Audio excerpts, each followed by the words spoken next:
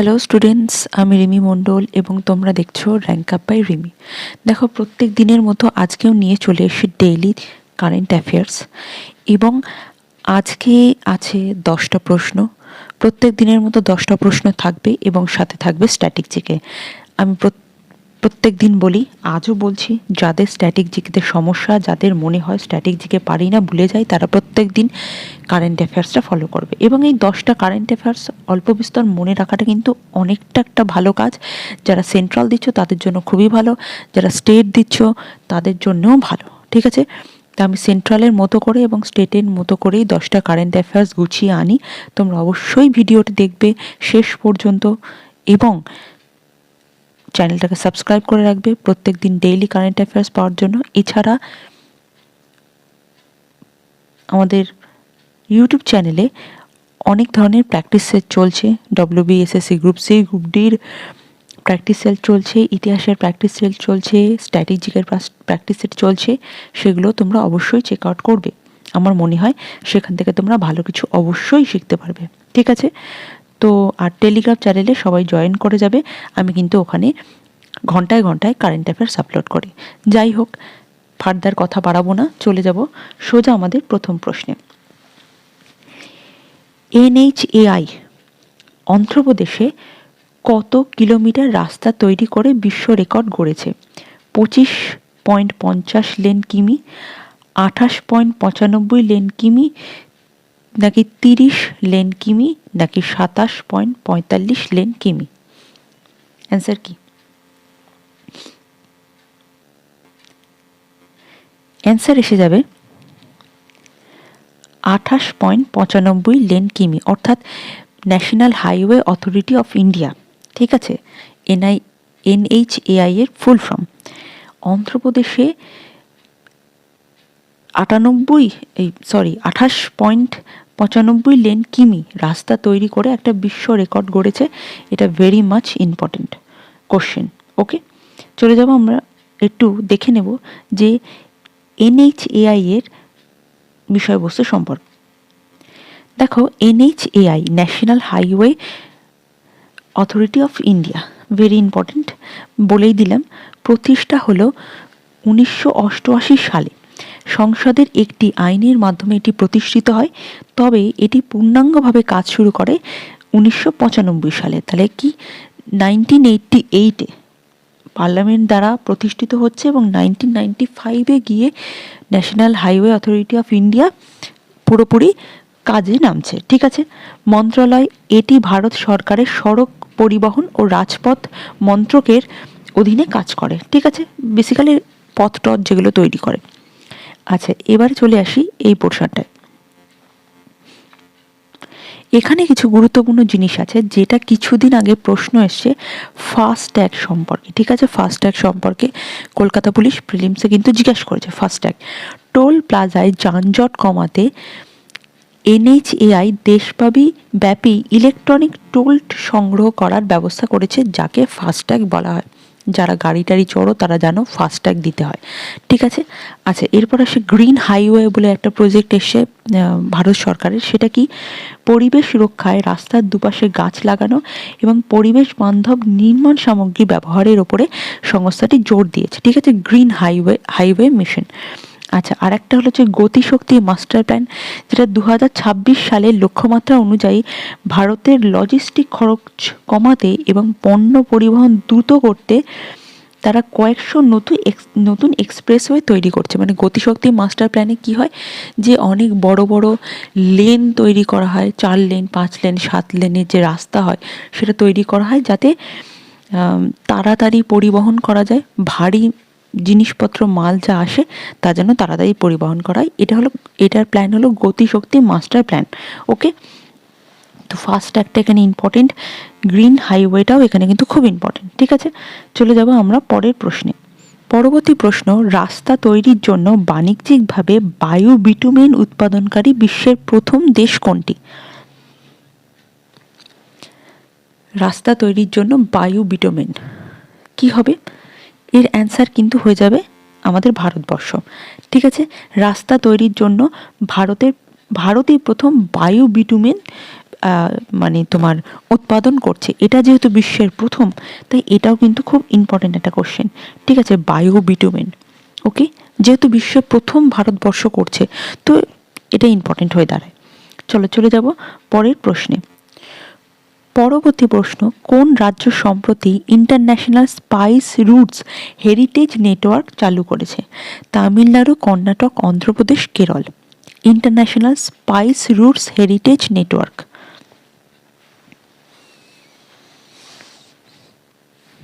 দেখো, এর অ্যান্সার হয়ে যাবে কেরালা।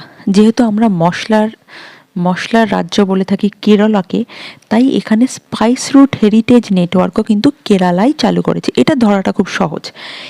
এই কোশ্চেনগুলো কিন্তু অ্যাকচুয়ালি ইম্পর্টেন্ট। এগুলো যারা এসএসসি দেবে তাদের ক্ষেত্রে ইম্পর্টেন্ট, এবং এর মধ্যে যেগুলো একটু কঠিন তোমার কোশ্চেন মনে হয় সেগুলো অ্যাকচুয়ালি স্টেটের জন্য ইম্পর্টেন্ট। বা ভারত প্রথম হয়েছে বিশ্বের কোনো একটা কিছুতে, এইসব জিনিসগুলো এগুলো স্টেটের জন্য ইম্পর্টেন্ট। সেন্ট্রালের জন্য তো অবশ্যই ইম্পর্টেন্ট, স্টেটের জন্যও কিন্তু ইম্পর্টেন্ট। আমি ক্লাসিফিকেশনটা করে দিচ্ছি যে কারেন্ট অ্যাফেয়ার্স পড়ারও কিন্তু একটা ক্লাসিফিকেশন থাকে। এটা যেমন খুবই ইম্পর্টেন্ট এসএসসির জন্য। ঠিক আছে, চলো চলে যাব আমরা পরবর্তী প্রশ্নে। পরবর্তী প্রশ্নে যাওয়ার আগে এই স্পাইস রুট সম্পর্কে আমরা একটু জেনে নেব। এই উদ্যোগের মূল বিষয়বস্তুটা কি? যে ঐতিহাসিক পটভূমি, প্রাচীনকাল থেকে কেরালা তার উন্নত মানের মশলা যেমন গোলমরিচ, এলাচ, দারুচিনির জন্য সারা বিশ্বে পরিচিত ছিল। আরব, রোমান, ইউরোপীয় বণিকরা এই মশলা পদ বা স্পাইস রুট দিয়ে কেরালার সাথে ব্যবসা করত, যেটা বললাম। তো এবার বলছে নেটওয়ার্কের লক্ষ্য কি? এই প্রকল্পের মাধ্যমে কেরালা তার সেই প্রাচীন বাণিজ্যিক পথগুলোকে পুনরায় বিশ্বের সামনে তুলে ধরতে চায়। ঠিক আছে, এর মাধ্যমে বিশ্বের অন্যান্য দেশের সাথে কেরালার যে ঐতিহাসিক সম্পর্ক ছিল তা উদযাপন করা যাবে, মানে তা আরো পুনর্জীবিত করা যাবে।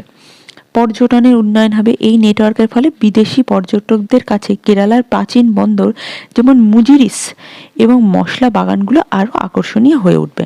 তাহলে এখানে এই যে কেরালার একটা প্রাচীন বন্দর মুজিরিস পেলাম, কোন দিন এসে যাবে যে মুজিরিস বন্দর কোন রাজ্যে অবস্থিত। তো এখান থেকেই স্ট্যাটিকটা পেয়ে গেলাম যে মুজিরিস কোথায়, কেরালায় আছে। ঠিক আছে, কেরালায় একটা অন্যতম প্রাচীন বন্দর, যেটা হচ্ছে তোমার প্রাচীন যুগে স্পাইসের একটা কেন্দ্র হিসেবে কাজ করতো, মানে স্পাইস বন্দর হিসেবে কাজ করতো মুজিরিস। ঠিক আছে, চলে যাব আমরা পরবর্তী প্রশ্নে। ভারতে প্রথম হাইড্রোজেন চালিত ট্রেন কোন রাজ্যে চলতে চলেছে? মানে কোন রাজ্যে আসে হাইড্রোজেন চালিত ট্রেন? পাঞ্জাব, হরিয়ানা, গুজরাট নাকি মহারাষ্ট্র? অ্যান্সার কি এসে যাবে? অ্যান্সার এসে যাবে হরিয়ানা। দেখো, হাইড্রোজেনকে আমরা গ্রিন এনার্জি বলি, তাই তো? গ্রিন এনার্জি, তাই তো, কারণ এর থেকে পরিবেশ দূষণ হয় না, আমরা নিশ্চয়ই সেটা জানি। এবং হাইড্রোজেন ফুয়েল নিয়ে মানে খুবই একটা মানে একটা আশাবাদী ভবিষ্যতের মানুষ। আচ্ছা, এরপরে আমরা একটু দেখে নেব এইটার সম্পর্কে। ঠিক আছে, দেখো এখানে কি বলছে, হাইড্রোজেন ট্রেন কি এবং কেন এটি বিশেষ? পরিবেশ বান্ধব প্রযুক্তি, যেটা আমি বললাম গ্রিন এনার্জি বলা হয়। এই ট্রেনগুলো ডিজেলের বদলে হাইড্রোজেনের জ্বালানি ব্যবহার করে চলে। এর ফলে ট্রেন থেকে কোনো বিষাক্ত ধোঁয়া বা কার্বন ডাই অক্সাইড নির্গত হয় না, বরং শুধুমাত্র জলীয় বাষ্প বের হয়, যেটা খুবই ভালো একটা জিনিস। আচ্ছা, হরিয়ানার ভূমিকা। ভারতের এই প্রথম হাইড্রোজেন চালিত ট্রেনটি হরিয়ানার জিন্দ থেকে সোনিপত রুটে পরীক্ষামূলকভাবে চালানো হবে। এটা কিন্তু ইম্পর্টেন্ট, যেহেতু ভারতে প্রথম হাইড্রোজেন ট্রেন চলছে, তাই কোথা থেকে কোন অবধি চলছে এটা কিন্তু ইম্পর্টেন্ট। ঠিক আছে, স্টেটের জন্য ইম্পর্টেন্ট, সেন্ট্রালের জন্য ইম্পর্টেন্ট। স্টেটের জন্য শুধু রাজ্যের নামটা ইম্পর্টেন্ট, আর সেন্ট্রালের জন্য কোথা থেকে কোন অবধি যাচ্ছে সেটা ইম্পর্টেন্ট। তাহলে কোথা থেকে কোন অবধি যাচ্ছে? জিন্দ থেকে সোনিপত অবধি, আচ্ছা, জ্বালানির কেন্দ্র। হাইড্রোজেন গ্যাস তৈরির জন্য জিন্দ জেলায় ভারতের প্রথম ডেডিকেটেড হাইড্রোজেন প্ল্যান্ট স্থাপন করা হয়েছে। ঠিক আছে, আচ্ছা, দূষণ কমানো। 2070 সালের মধ্যে ভারতকে নেট জিরো কার্বন মুক্ত করার লক্ষ্য নিয়েছে সরকার। এটি তার একটি বড় পদক্ষেপ। তাহলে এখান থেকে যে জিনিসটা মনে রাখতে হবে, এটা কিন্তু সেন্ট্রালের জন্য আসে, যে এই যে নেট জিরো কার্বন মুক্ত যে একটা লক্ষ্য, নেট জিরো, এটার রেজলিউশনটা কত সাল অবধি নেওয়া হয়েছে, কত সাল, 2070 সাল অবধি কিন্তু নেট জিরো রেজলিউশনটা নেওয়া হয়েছে। এরকম এসডিজি থাকে, যেমন সাস্টেনেবল ডেভেলপমেন্ট গোল, ঠিক আছে, এটা 2030 সাল অবধি আছে, ঠিক আছে, এরকমভাবে থাকে, ঠিক আছে, যে অ্যাচিভ করার আমাদের ইচ্ছা আছে এত সালের মধ্যে, এইভাবে আর কি এই রেজলিউশনটা ধরা হয়। তো নেট জিরো কার্বন 2070 সাল, ঠিক আছে। চলে যাব পরবর্তী প্রশ্নে। পরবর্তী প্রশ্ন বলছে, সংস্কারশালা নামক মূল্যবোধ ভিত্তিক শিক্ষা কর্মসূচি কোন রাজ্য শুরু করেছে? সংস্কারশালা, এটা কিন্তু ইন্ট্রোডিউস করেছে অসম রাজ্য, ঠিক আছে, যেখানকার মুখ্যমন্ত্রী কে, ওখানকার মুখ্যমন্ত্রী কিন্তু এখন হেমন্ত বিশ্ব শর্মা, তাই তো? আচ্ছা, তাহলে সংস্কারশালা কে করছে? অসম করছে। এই সম্পর্কে আমরা একটু ছোট্ট করে দেখে নেব, ঠিক আছে, সংস্কারশালা। আচ্ছা, সংস্কারশালার মূল বিষয়গুলো কি কি? কর্মসূচির নাম হলো সংস্কারশালা। উদ্দেশ্য কি? শিক্ষার্থীদের কেবল পুঁথিগত বিদ্যা নয়, বরং নৈতিক শৃঙ্খলা, সামাজিক দায়িত্ব এবং মানবিক মূল্যবোধ সম্পর্কে শিক্ষা দেওয়া। তাহলে বুঝতেই পারছি যে একটা সংস্কার শেখানো এরকম একটা ব্যাপার। কেন এটা প্রয়োজন?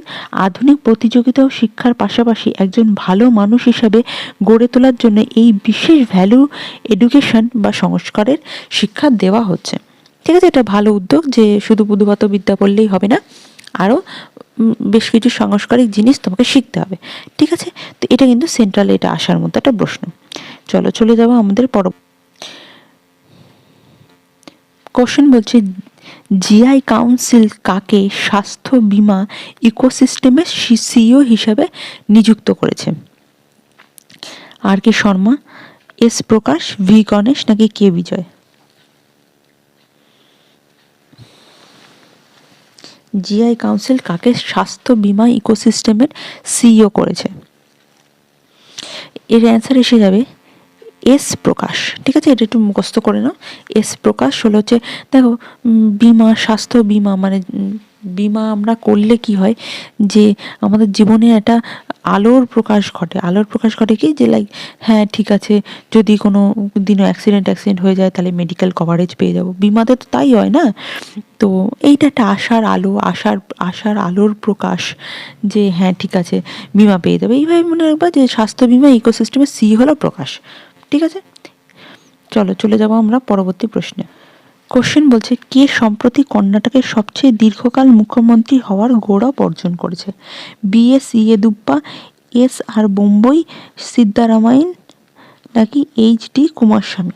কে হবে সবচেয়ে longest serving CM in Kerala?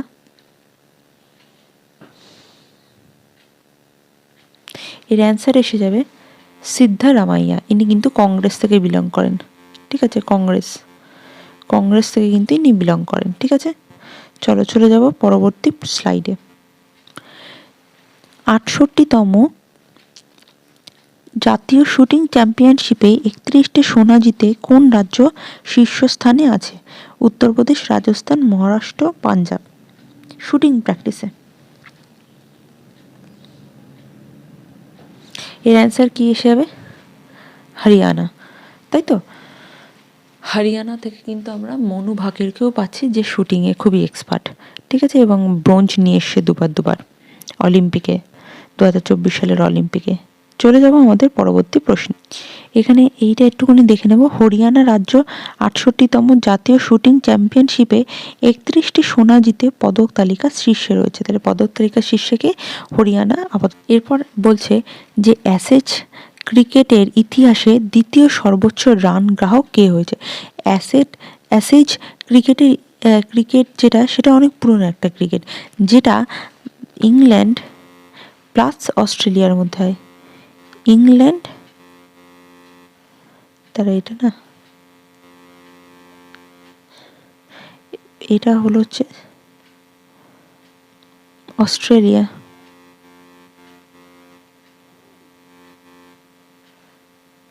বাবা,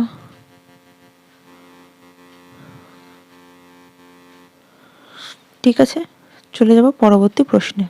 হ্যাঁ, পরবর্তী প্রশ্নে যাওয়ার আগে একটুখানি দেখে নেব যে কোন কোন কাপ মানে ইয়ের সঙ্গে যুক্ত, ক্রিকেটের সঙ্গে যুক্ত। এটা থেকে মাঝে মধ্যে স্টেট, সেন্ট্রাল সব জায়গায় প্রশ্ন আসে। তাহলে কি প্রথমে হলো হচ্ছে Ranji trophy important, Vijay Hazare trophy important, Syed Mustafa Ali important, Dilip trophy ঠিক আছে, ইরানি ট্রফি ঠিক আছে, দেওধার ট্রফি ঠিক আছে, অ্যাশেজ কপি ঠিক আছে, এশিয়া কাপ কুচবিহার, সিকে নাইডু, বিজয় মার্চেন্ট ঠিক আছে, সব কটা ইম্পর্টেন্ট এখানে, সব কটা এইচ অ্যান্ড এভরিথিং এখানে ইম্পর্টেন্ট ঠিক আছে। এটা কিন্তু একদম মনে করে করে করে করে মুখস্থ করে নেবো, কোনো কোনো কথা হবে না, মনে করে মুখস্থ করে নিতে হবে ঠিক আছে, খুব ইম্পর্টেন্ট এখান থেকে কিন্তু প্রশ্ন। কোশ্চেন কি বলছে, এশিয়া গেমসে সোনাজয়ী কোন অ্যাথলেটিক সম্প্রতি অবসর ঘোষণা করেছেন? মানে সোনাজয়ী অ্যাথলেটিক এশিয়ান গেমসে কে? নীরাজ চোপড়া, ভিনসেন্ট জেনসম, হিমা দাস নাকি অভিনব বিন্দ্রা? অ্যান্সার কি এসে যাবে? অ্যান্সার এসে যাবে জিনসন জনসন ঠিক আছে। জিনসন জনসন বেসিক্যালি হলো হচ্ছে তোমার কাজগুলো খুবই ভালো এবং বেসিক্যালি হচ্ছে একই, সব দিক থেকে একই, বুঝলে তো। তো এখানে জিনসন জনসন ঠিক আছে। আমার পড়ানো যদি তোমাদের ভালো লেগে থাকে, মনে হয় যদি তোমরা কিছু একটা উপকার পেলে, তাহলে অবশ্যই চ্যানেলটাকে সাবস্ক্রাইব করে রেখে, বা আমি যখনই ভিডিও ছাড়বো তখনই এসে দেখার চেষ্টা করো, বুঝেছ। আর তা বাদে সবাই ভালো করে পড়াশুনো করো, অনেক দূর যাও, এটাই কামনা। পরের দিন দেখা হচ্ছে নতুন একটা ভিডিওতে, ততক্ষণের জন্য বাই।